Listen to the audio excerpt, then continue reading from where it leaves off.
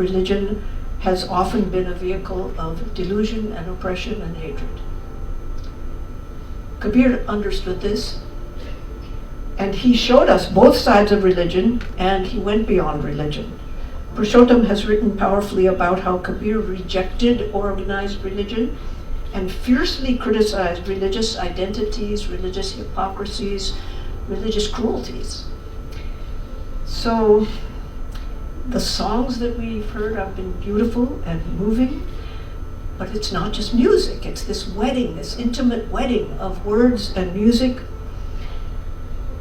The world is not going to remember 500 years from now what generalizations we made about love and compassion and religion here at the Barbican Center, but the world will remember and be inspired by Kabir because of those amazing words that rose up from his own profound experience and heart and intelligence. So I'm going to share with you, I promised that it won't be any more than 10 minutes. You can stop me if I go on too long. Maybe 2 poems and then I'll come back. Yeah. First, a taste of what Kabir had to say about religion and delusion. Repeating Ram or Rahim with Hindu or Muslim beads, you lost your mind. Kabir says, listen, you idiots, the real speaker isn't Hindu, isn't Turk. But he didn't just debunk Ram and Rahim. He also said things like this, and this is something that you can hear sung now, on the internet, yeah. But it was sung also 400 or 500 years ago, we know from the old manuscripts. Our Ram, Rahim, you've probably heard this. Hamare Ram, Rahim, Kareem, Keshav. Our Ram, Rahim, Kareem, Keshav, our Allah, Ram. One truth, the same, Bismillah, Vishwambar, one, no other. Turks and Hindus, mosques and temples, Khuda Ram is in both. So he had a lot to say about pilgrimage. He said that people go on pilgrimage and they don't lose any of their sins. They actually pile up more sins when they jump into the holy river. Then what about yogis? Are they the real deal? Is it yoga the thing? Here's Kabir on that. What's the point of going naked or wearing a tiger skin if you can't recognize Ram within, Antara Ram? If you attain yoga by roaming naked, then deer in the jungle are liberated.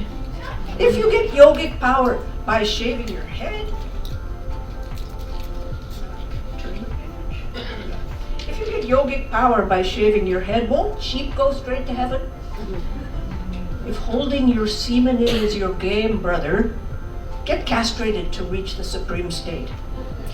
He was sharp. He didn't hold back.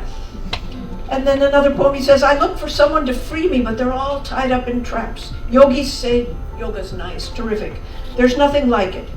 The ones who pull out their hair or shave their heads or pile up dreadlocks or vow to stay silent, they all say, hey, we got power. He's got a sharp eye for people who are after power. But this no is accompanied by a yes that goes deeper. Hindu kahun to hu nahi, Musliman bhi nahi, gaibi dono deenon mein, khelu dono mahi. I'm not a Hindu. If you say Hindu, I'm not that. Muslim, not that either. Both faiths hold hidden truth. I play in both. Kabir does speak about love, but what he means by it and what it is something really deep to think about. Now, I don't know if you're going to let me go on, but okay. So this is a Doha Asaki that I heard many traveling around India with Prahlad Tipania. Here's one that I heard from him. Jaghat prema nasanchare vaghat jana smasan. Jaise khal lohar ki saans le bina pran, which means, know this, a body without love is like a cremation ground, like a blacksmith's bellows. It puffs without the breath of life. And here's another one you might have heard. Jab main tha tab hari nahi, ab hari hai main nahi.